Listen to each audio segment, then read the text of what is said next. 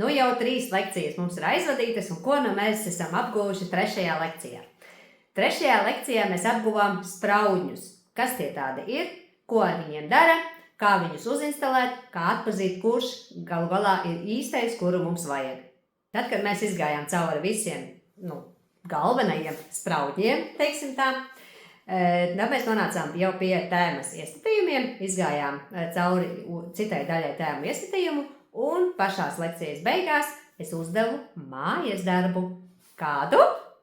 Tēmas iestatījumos pašiem izveidot mājaslapai galveni.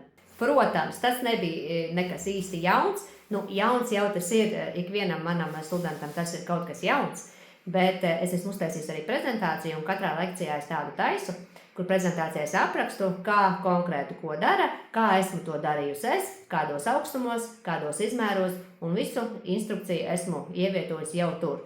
Tā kā tie, kas netiek līdzi video formātā, tie var arī atvērt vaļā prezentāciju un iziet cauri prezentācijas formātam.